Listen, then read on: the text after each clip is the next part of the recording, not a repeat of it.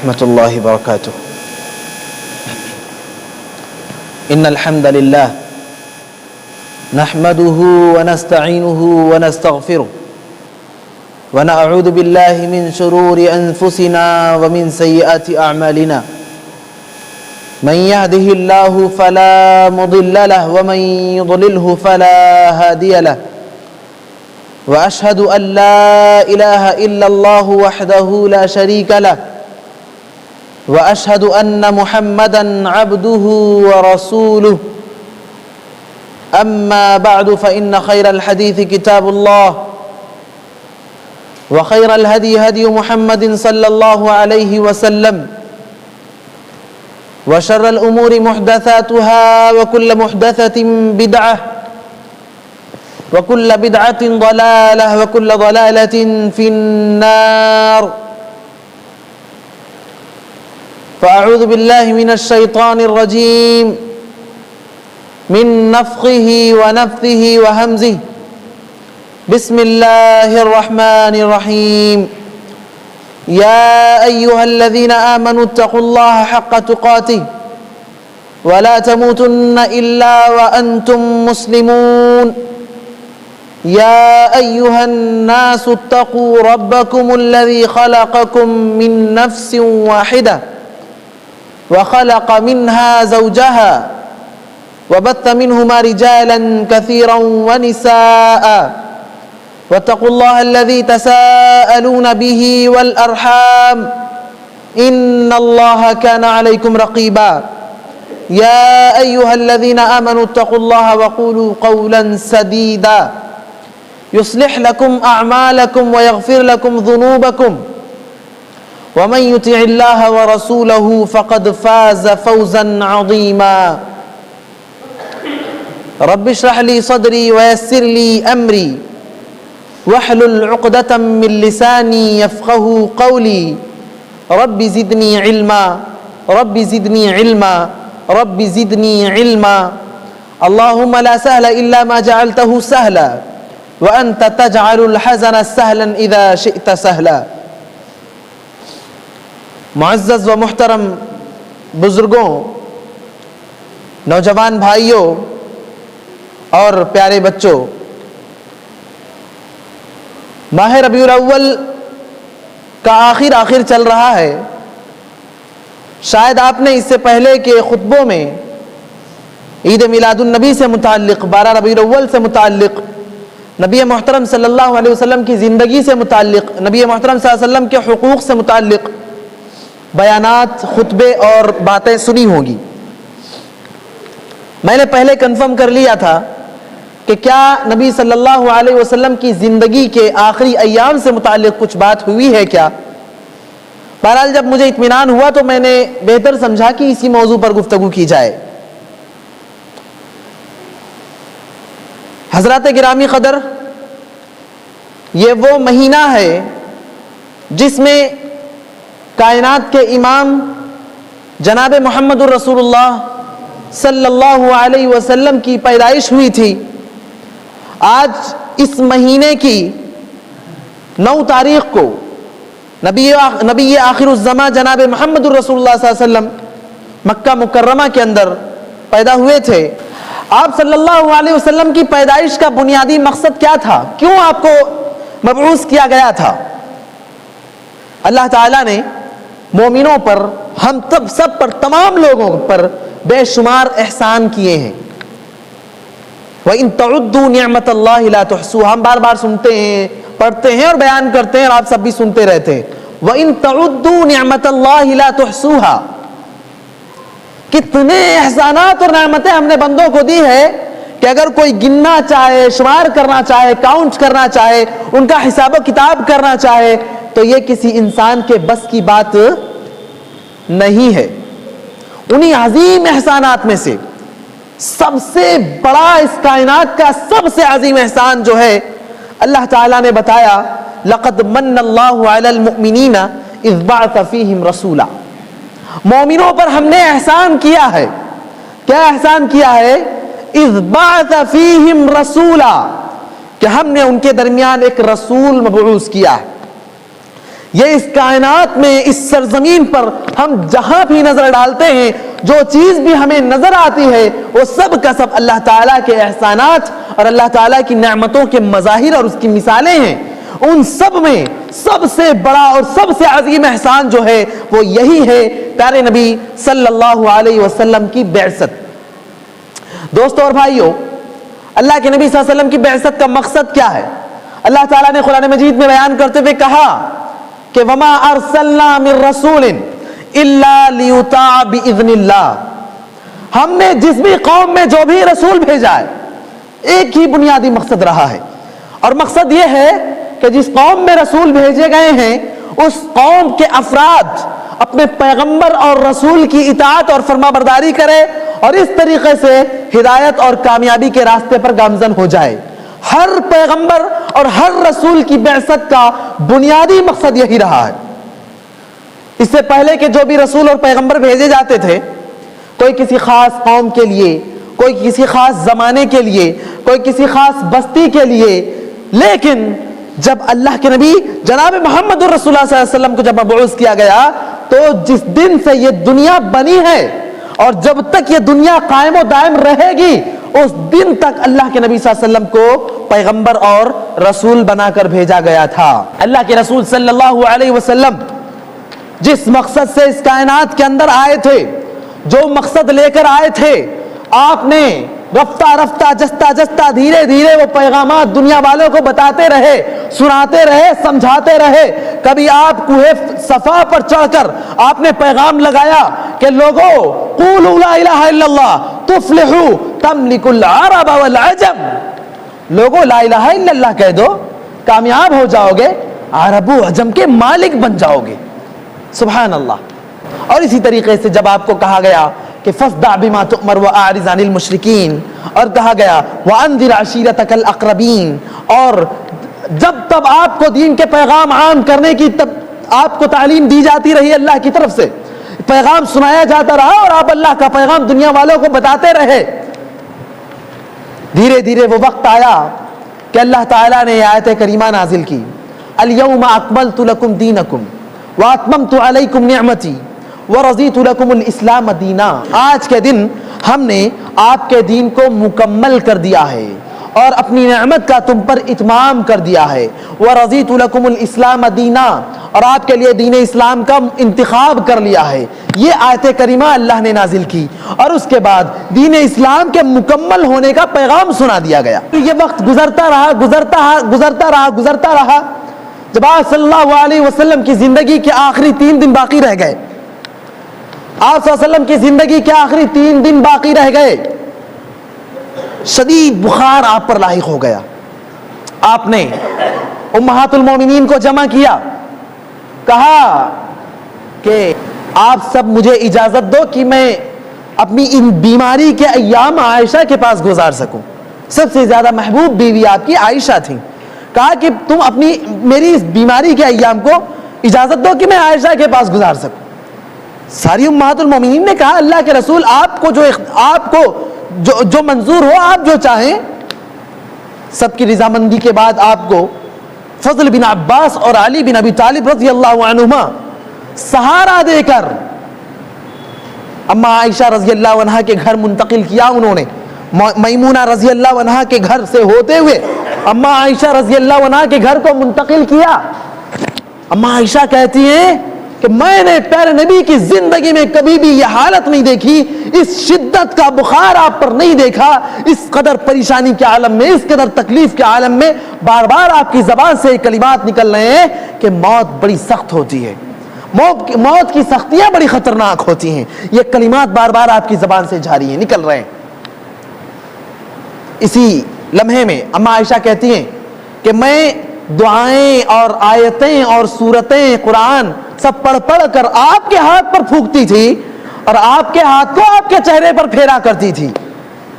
کہتی ہیں مجھے پتا تھا کہ میرا اپنا ہاتھ نبی محترم کے ہاتھ سے زیادہ بابرکت نہیں ہے، اس لیے میں دعائیں پڑھ کر ان کے ہاتھ پر پھونکتی تھی اور ان کے ہاتھ کو آپ کے چہرے پر پھیرا کرتی تھی۔ تو بہرحال یہ سلسلہ جاری رہا۔ جب آپ کی بیماری اور آپ کی تکلیف کی خبر مدینے میں پھیلی، جنگل میں آگ کی طرح بالکل پھیل گئی، صحابہ کرام ایک ایک کر کے مسجد نبوی میں جمع ہونے لگے. شور شرابہ ہونے لگا, بات چیت کا جو بالکل, اگر کئی لوگ جمع ہوں چپکے سے بھی بات ہو رہی ہو تو ایک شور کا ماحول ہوتا ہے. تو ایسا ہی ماحول تھا. جب آپ کو سنائی دی یہ شور کی آوازیں جب آپ کو سنائی دی, آپ نے پوچھا کہ معاملہ کیا ہے, کیوں اتنی آوازیں آ رہی ہیں؟ تو بتایا گیا کہ آپ کی بیماری کی خبر سارے لوگوں کو لگ گئی ہے اور سب لوگ مسجد نبوی میں جمع ہو چکے ہیں. آپ صلی اللہ علیہ وسلم, آپ نے چاہا کہ لوگوں سے ملے, ملاقات کریں, اٹھنا چاہا لیکن نہیں اٹھ سکے. پھر اٹھنا چاہا, بے ہوشی طاری ہو گئی, گر گئے. پھر اٹھنا چاہا, یہ 3-4 مرتبہ یہ سلسلہ جاری رہا. آپ کے اوپر 7 مشکیزے پانی ایک بار کر کے انڈیلا گیا. تب آپ کو ہوش آیا اور آپ کو مسجد نبوی لے جایا گیا. آپ نے وہاں پر اپنی زندگی کے سب سے آخری پیغامات لوگوں تک پہنچائے. کہا, لوگوں کیا تم اس بات سے ڈرتے ہو کہ مجھے موت آ جائے گی؟ کیا تمہیں اس بات کا خوف ہے کہ میں اس دنیا سے رخصت ہو جاؤں گا؟ اللہ کی قسم, ہماری اور تمہاری ملاقات کا اصل وقت تو حوض کوثر پر ہوگا. اس کے بعد آپ نے اہم ترین پیغامات دیے, جن میں سے ایک بہت بڑا پیغام یہ تھا, لعن اللہ الیہود والنصارى اتخذوا قبور انبیائہم مساجدا. یہود و نصارہ پر اللہ تعالیٰ لعنت برسائے, انہوں نے اپنے انبیاء کی قبروں کو عیدگاہ بنا لیا تھا. آپ نے کہا, اللہم لا تجعل قبری وثنا یعبد. اے اللہ میری قبر کو عیدگاہ مت بننے دینا. اے اللہ میری قبر کو خوشیوں اور جماوڑے کی جگہ نہ بننے دینا. اللہ کے رسول اپنی زندگی کے ان آخری ایام میں یہ پیغام دے رہے ہیں. اور آج ہم اور آپ اپنے اطراف دیکھ لیں, کسی کے دادا کے وفات کے دن عرس منایا جا رہا ہے, عرس منایا جا رہا ہے, اور عرس کے نام پر میلے اور ٹھیلے کیے جا رہے ہیں, عیاشیاں ہو رہی ہیں, فحاشیاں ہو رہی ہیں. وہ لوگ جو اپنی, کیا بات ہے بھائی, گفتگو ہو رہی ہے خطبے کے درمیان, یہ ٹھیک نہیں ہے. خطبے کے درمیان بات چیت بالکل نہیں کریں. دوستو اور بھائیو, کسی کے کہتے ہیں حاجی وارث علی کے دادا کی وفات ہوئی تھی, اس لیے ان کی یادگار میں عرس منایا جاتا ہے اور یہ میلے اور ٹھیلے کیے جاتے ہیں. یہ میلے اور ٹھیلے کے نام پر وہ لوگ جو اپنی بچیوں کی حفاظت کا دم بھرتے ہیں, اپنے گھر کی خواتین کی حفاظت کی بات کرتے ہیں, اگر کوئی نظر اٹھا لے تو آنکھ پھوڑنے کی بات کرتے ہیں, یہ لوگ اپنی بچیوں کو, اپنے گھر کی عورتوں کو کریم پاؤڈر اور لالی لپسٹک لگا کر ان بھیڑ بھاڑ میں بھیجنے کو کیسے برداشت کر لیتے ہیں؟ اللہ کے رسول صلی اللہ علیہ وسلم نے تو کہا تھا کہ من اطلع فی دار بغیر اذنہم فافقوا عینہ. اگر کوئی کسی کے گھر میں گھر والوں کی اجازت کے بغیر تاک اور جھانک کر لے, کسی کی بہو بیٹیوں کو دیکھ لے تو اس کی آنکھوں کو پھوڑ ڈالو. اور کہا تھا من استعطرت فمرت بالقوم المرأة عورہ, عورت تو پوری کی پوری ڈھکانے اور چھپانے کی چیز ہے. من استعطرت فمرت بالقوم لیجدوا ریحها فہی زانیہ فہی کذا و کذا. جو عورت خوشبو لگا کر, عطر لگا کر, بالکل سینٹ مار کر باہر نکلتی ہے, غیروں کو اس کی خوشبو پہنچتی ہے, کہا کہ ایسی عورت زناکار ہے, ایسی عورت بدکار ہے, ایسی ویسی ہے ایسی عورت. جمع کیوں ہوتے ہیں لوگ وہاں پر؟ دین کے نام پر, دین کے نام پر. اور وہاں ہوتا کیا ہے؟ ڈانس ہوتا ہے, ناچ ہوتا ہے. سننے میں آیا قریب میں کوئی مشہور ایکٹریس وہاں پر جمع ہوئی اور ان کی وجہ سے لوگوں کی بھیڑ امڈ آئی اور پولیس نے جو ہے لاٹھیاں چارج کی اور بہت سارا کچھ ہنگامہ ہوا. یہی دین ہے؟ یہی دین نبی لے کر آئے تھے؟ جس نبی کے امتی ہونے کا دم بھرتے ہو, یہی وہ دین ہے؟ دین کی یہی تعلیمات ہیں؟ دوستو اور بھائیو, اسی طریقے سے چھوٹے چھوٹے بچوں کو ان کا دل بہلانے کے لیے ان کے دلوں میں بچپن ہی سے میلے ٹھیلے کے اور وہاں کے کھلونے کے, وہاں کی بھیڑ بھاڑ کی محبت بٹھا دی جاتی ہے. پھر وہ بچہ جو گود میں, ماں کے گود میں بیٹھ کر میلے کی سیر جس نے کی ہے, دھیرے دھیرے جیسے جیسے وہ بڑا ہوتا ہے, میلے میں حاضری بالکل وہ اپنی زندگی کے فرائض میں سمجھ لیتا ہے. وہاں پر جو کچھ بھی خرافاتیں ہوتی ہیں, جو کچھ بھی ہنگامے ہوتی ہیں, جو کچھ بھی ہوتا ہے, پیارے نبی نے کہا تھا اللہم لا تجعل قبری وثنا یعبد. کیا یہ لوگ نبی آخر الزمان سے بھی زیادہ مقام رکھنے والے ہیں؟ ان سے بھی زیادہ ان کا اونچا مقام ہے کیا؟ کہا کہ اے اللہ میری قبر کو عیدگاہ مت بننے دینا. یہود و نصارہ جو اس کام کو کیا کرتے تھے ان کے بارے میں کہا لعن اللہ الیہود والنصارى اتخذوا قبور انبیائہم مساجدا. سجدہ گاہ بنا لیتے تھے جو لوگ، جب تک اپنے سر کو ٹکاؤ گے نہیں اندر داخل نہیں ہو پاؤ گے. واہ بھائی واہ، یہ دین ہے. دین کے نام پر یہ کیا خرافاتیں چل رہی بھائی. پیارے نبی نے اپنی زندگی کے آخری ایام میں تعلیمات دی تھیں. لعن اللہ الیہود والنصارى اتخذوا قبور انبیائہم مساجدا. اور کیا کہا پیارے نبی نے؟ جس وقت مدینہ منورہ کی مسجد نبوی میں آپ تشریف لائے، آپ نے کہا کہ الصلاۃ الصلاۃ وما ملکت ایمانکم. لوگوں نماز کی پابندی کرنا، نماز کو اہمیت دینا. پھر آئے گا ان کا ذکر. آپ جا کر دیکھیں مزاروں پر، قبروں پر، سجدہ گاہوں پر اور ان قوالیوں کی بھیڑ میں جو کچھ بھی ہو رہا ہے، ایک بار وہاں دیکھیں اور ایک بار بازو ہی میں، بغل ہی میں بڑی سی مسجد بنی ہوئی ہے، وہاں پر دے. مسجد کے دروازے پر، دیوار پر بڑے بڑے پیغامات لکھے ہیں جن میں یہ بات بھی، نماز کے بارے میں بھی ذکر ہے وہاں پر. آپ ایک بار جائیں، اگر کبھی جانا ہو تو ایک بار اس کا منظر دیکھیں اور ایک بار مسجد چلے جائیں. ہو سکتا ہے 2-4 لوگوں سے ملاقات ہو جائے مسجد میں، ممکن ہے. لیکن بہرحال یہاں پر تو آپ کو ایک بھیڑ نظر آئے گی، ایک ہنگامہ نظر آئے گا، ایک شور شرابہ نظر آئے گا، لوگوں کی جوق در جوق، لوگوں کا آنا اور جانا نظر آئے گا. یہ سب کچھ وہاں پر نظر آئے گا. نماز کا ذکر، الصلاۃ الصلاۃ وما ملکت ایمانکم. اور بھی اہم ترین پیغامات اللہ کے نبی صلی اللہ علیہ وسلم نے اس وقت دیے. اور اس کے بعد کہا کہ تم میں سے ایک بندے کو اللہ نے یہ اختیار دیا ہے کہ وہ چاہے تو دنیا اور دنیا کی نعمتوں کو اختیار کر لے، اور چاہے تو اللہ تعالیٰ کا ساتھ اور اس کی رفاقت کو اختیار کر لے. لیکن اس بندے نے اللہ تعالیٰ کا ساتھ اور اس کی رفاقت کو اختیار کیا. ابو بکر صدیق رضی اللہ عنہ بے تحاشا رونے لگے، کہنے لگے اللہ کے رسول، آپ پر میرے ماں باپ قربان ہوں، آپ پر میرے آل و اولاد قربان ہوں، آپ پر میرا مال و دولت آپ پر قربان ہو، اللہ کے واسطے اس قسم کی بات مت کیجئے. صحابہ کرام جو دوسرے موجود تھے وہاں پر کہنے لگے ارے یہ ابو بکر کو کیا ہو گیا ہے، یہ ابو بکر کیوں اس قدر ایسی حرکت کر رہے. لوگوں نے ابو بکر کو چپ کرنا چاہا. اللہ کے رسول صلی اللہ علیہ وسلم نے ابو بکر کا ساتھ دیا اور کہا لوگوں، اللہ کی قسم تم میں سے کوئی ایسا شخص نہیں ہے جس نے میری زندگی میں کبھی بھی مجھ پر کوئی احسان کیا ہو، ایک رتی بھر بھی احسان کیا ہو اور میں نے اس کا احسان نہ چکا دیا ہو سوائے ابو بکر کے. کیونکہ اگر مجھے اور بھی زندگی مل جائے تو ابو بکر نے مجھ پر جو احسان کیے ہیں میں انہیں چکا نہیں سکتا. اس کے بعد آپ صلی اللہ علیہ وسلم کو مسجد نبوی سے اما عائشہ کے گھر منتقل کیا گیا. اما عائشہ کی ران پر آپ کا سر مبارک تھا، شدید پسینے کا عالم تھا، بار بار آپ کے پسینے کو اما عائشہ پہنچ رہی تھی، زار و قطار آنکھوں سے آنسو جاری تھے. اسی اسنا اما عائشہ کے بھائی حجرہ مبارکہ میں تشریف لاتے ہیں اور ان کے ہاتھ میں مسواک ہے. رسول اکرم کی آنکھیں مسواک پر بالکل ٹک جاتی ہیں. اما عائشہ سمجھ جاتی ہیں، اپنے بھائی سے کہتی ہیں کہ لاؤ مسواک دے دو. آپ ان سے مسواک لے کر رسول اکرم کے منہ میں لگا دیتی ہیں. وہ رسول اکرم جو اس پوری کائنات کا امام ہے، وہ رسول جو مشکل ترین موقعوں پر لوگوں کا سہارا بن کر رہا، اس وقت اس کا عالم یہ تھا کہ ان کے منہ میں مسواک ہے اور اس مسواک کو چبانے کی بھی طاقت اور سخت اور ہمت نہیں تھی. اتنی کمزوری. اللہ اکبر. اما عائشہ نے جب یہ عالم دیکھا تو آپ کے منہ سے مسواک لے لیا اور مسواک کو چبا کر دوبارہ آپ کے منہ میں ڈال کر اپنے ہاتھوں سے مسواک کیا.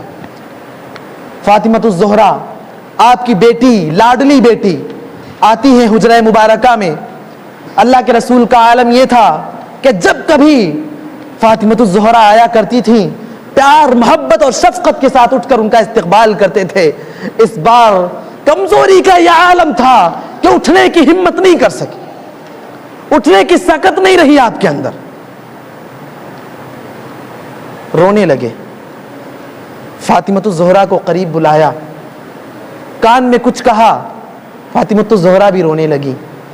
جب دیکھا ان کے رونے کا معاملہ شدید ہو چکا ہے، بے تحاشا رونے لگی ہیں، دوبارہ بلایا، دوسرے کان میں کچھ کہا، مسکرا پڑیں۔ بعد میں ان سے جب پوچھا گیا کہ ابا حضور نے کیا کہا تھا آپ سے، تو کہا کہ کہہ رہے تھے کہ میں آج شام تک اس دنیا سے رخصت ہو جاؤں گا۔ جب میں بہت زیادہ رونے لگی تو مجھے قریب بلا کر مجھ سے کہا کہ مجھ سے سب سے پہلے تم ہی آ کر ملو گی۔ تب مجھے مسکراہٹ آ گئی، ہنسی آ گئی۔ دوستو، اللہ کے نبی صلی اللہ علیہ وسلم کا سر مبارک اما عائشہ رضی اللہ عنہا کی رانوں پر تھا۔ اما عائشہ کے آنکھوں سے بھی آنسو جاری ہیں، فاطمۃ الزہرا کے آنکھوں سے بھی آنسو جاری ہیں۔ صحابہ کرام میں بے چینی کا عالم ہے، اضطراب کا عالم ہے، سارے صحابہ کے دل دھک دھک ہو رہے ہیں، مضطرب ہیں سب کے سب۔ اللہ کے نبی صلی اللہ علیہ وسلم کی زبان سے کلمہ نکلتا ہے، اللہم بالرفیق الاعلی۔ اما عائشہ کہتی ہیں آپ کا سر میری رانوں پر بھاری ہو گیا اور میں سمجھ گئی کہ کائنات کا امام اس دنیا سے رخصت ہو گیا ہے۔ انا للہ و انا الیہ راجعون۔ 12 ربیع الاول کا یہ دن تھا جب امام کائنات صلی اللہ علیہ وسلم اس کائنات سے رخصت ہو گئے۔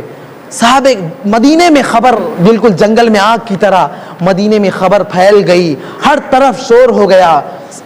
عثمان غنی رضی اللہ عنہ جہاں تھے وہیں بیٹھ گئے۔ علی مرتضی ایک قدم آگے بڑھانے کی ہمت نہیں کر سکے۔ عمر فاروق کا حال تو کہنے کے لائق ہے، بے تحاشا دیوانہ وار ہاتھ میں تلوار لے کر مدینے کی گلیوں میں دیوانے اور پاگل مجنوں کی طرح گھومنے لگے، کہنے لگے اللہ کی قسم جس نے کہا میرے آقا اس دنیا سے رخصت ہو گئے ہیں میں اس کی گردن تن سے جدا کر دوں گا، میرا نبی اس دنیا سے وفات نہیں پا سکتا۔ ابو بکر صدیق نے جب معاملہ سنا اور ایک بڑے فتنے کا اندیشہ محسوس کیا، فوری طور پر حجرہ مبارکہ میں تشریف لائے۔ اس کائنات کا سب سے زیادہ ضبط کرنے والا انسان ابو بکر صدیق رضی اللہ عنہ، ان کی آنکھوں سے بھی آنسو چھلک پڑے اور پھر اپنے آپ پر صبر و ضبط کر کے آنکھوں سے آنسو پوंچھ کر مسجد نبوی میں تشریف لائے، لوگوں کو جمع کیا اور عمر فاروق جہاں دیوانہ وار گھوم رہے ہیں انہیں کوئی کچھ نہیں کہنے والا، بس آپ نے یہاں سے اپنا پیغام کہنا شروع کیا۔ سب سے پہلے ایک آیت کریمہ پڑھی، وما محمد الا رسول، محمد تو بس اللہ کے رسول ہیں، وما محمد الا رسول قد خلت من قبلہ الرسل، ان سے پہلے بھی بہت سارے پیغمبر اور بہت سارے رسول اس دنیا سے رخصت ہو چکے ہیں، وفات پا چکے ہیں۔ افإن مات أو قتل، کیا اگر وہ مر جائیں، وفات پا جائیں یا شہید کر دیے جائیں، انقلبتم علی اعقابکم، تم اپنی ایڑی کے بل دین سے پلٹ جاؤ گے، پھر جاؤ گے۔ عمر فاروق نے جب یہ آیت کریمہ سنی، کہتے ہیں کہ اللہ کی قسم مجھے محسوس ہوا کہ ابھی یہ آیت کریمہ نازل ہو رہی ہے۔ اس کے بعد ابو بکر صدیق نے تاریخ کے وہ سنہرے جملے کہے جو آج بھی صحیح بخاری کے پنوں پر جلی حروف میں محفوظ ہے۔ کہا من کان منکم ایھا الناس، لوگو من کان منکم یعبد محمد صلی اللہ علیہ وسلم، تم میں سے جو محمد صلی اللہ علیہ وسلم کی عبادت کیا کرتا تھا، فإن محمد صلی اللہ علیہ وسلم قد مات، تو جان لے کہ محمد صلی اللہ علیہ وسلم وفات پا چکے ہیں، اس دنیا سے رخصت ہو چکے ہیں۔ ومن کان منکم یعبد اللہ فہو حی لا یموت، اور تم میں سے جو اللہ رب العالمین کی عبادت کرتا تھا اسے جان لینا چاہیے کہ اللہ تعالی ہمیشہ زندہ رہنے والا ہے، اسے کبھی موت آنے والی نہیں ہے۔ دوستو اور بھائیو، 12 ربیع الاول کی تاریخ کو جناب محمد الرسول اللہ صلی اللہ علیہ وسلم، کائنات کے امام حسن و حسین کے نانا، فاطمۃ الزہرا کے ابا، اما عائشہ کے تاجدار، صدیق اکبر کے جگری دوست، علی مرتضی کے سسر جناب محمد الرسول اللہ صلی اللہ علیہ وسلم اس کائنات سے رخصت ہوتے ہیں، اور یہی وہ تاریخ ہے جس دن آج یہ اپنے آپ کو نبی محترم کا امتی بتلانے والا انسان نبی محترم کی وفات کے دن خوشیاں منا رہا ہے، نبی محترم کے وفات کے دن ڈول تاشے کروا رہا ہے، نبی محترم کی وفات کے دن جلوس نکال رہا ہے، نبی محترم کی وفات کے دن ڈنکے بجوا رہا ہے، ڈانس اور رقص و سرور کروا رہا ہے، محفلیں سجوا رہا ہے، جلوس نکال رہا ہے، دعوتیں کروا رہا ہے۔ اللہ کی قسم یہ رسول اکرم کی محبت کا طریقہ نہیں ہے، یہ رسول اکرم کی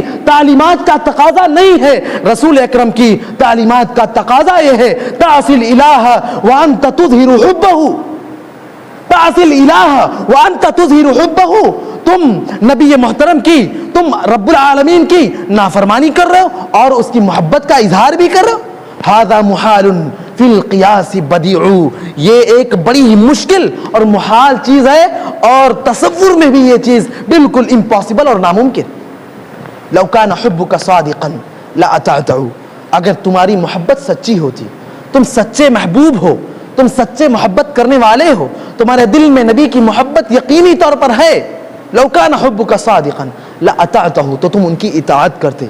ان المحب لمن یحب مطیع، میں آخر میں آپ کو یہ بتلانا چاہوں گا کہ نبی محترم صلی اللہ علیہ وسلم تو اس کائنات سے رخصت ہو گئے، لیکن آپ کی تعلیمات آج بھی ویسے ہی زندہ ہیں، ویسے ہی روشن اور چمکتی ہوئی ہیں۔ نبی نے کہا کہ ترکتکم علی محجۃ البیضاء، میں نے تم کو بالکل روشن اور بالکل اجالے میں تم کو چھوڑ کر جا رہا ہوں، لہٰذا نبی محترم کی تعلیمات کے مطابق اپنی زندگی کو گزارنے کی کوشش کریں۔ نبی محترم کی وفات کا یہ واقعہ، یہ قصہ ہمیشہ اپنے ذہنوں میں، اپنے دلوں میں اور اپنے دماغوں میں تازہ رکھیں گے تو انشاءاللہ تعالی ہمارے دلوں میں نبی محترم کی اطاعت کا جذبہ بھی تازہ اور جاری رہے گا۔ اللہ تبارک و تعالی ہم سب کو کتاب اللہ اور سنت رسول کے مطابق زندگی گزارنے کی توفیق عطا فرما دے۔ الہ العالمین ہم سب کو صحیح سمجھ عطا فرما دے۔ الہ العالمین ہم سب کو ہر قسم کے خرافات اور گمراہیوں اور برائیوں سے بچا لے۔ الہ العالمین ہم سب کو صحیح اور متبع کتاب و سنت بنا دے، ہم سب کو بدعات و خرافات سے بچا لے۔ الہ العالمین ہم سب کو صحیح دین پر چل کر صحیح خاتمے کی توفیق عطا فرما دے، حسن خاتمہ کی توفیق عطا فرما دے۔ اقول قولی ھذا واستغفر اللہ لی ولکم ولسائر المسلمین من کل ذنب انہ هو الغفور الرحیم۔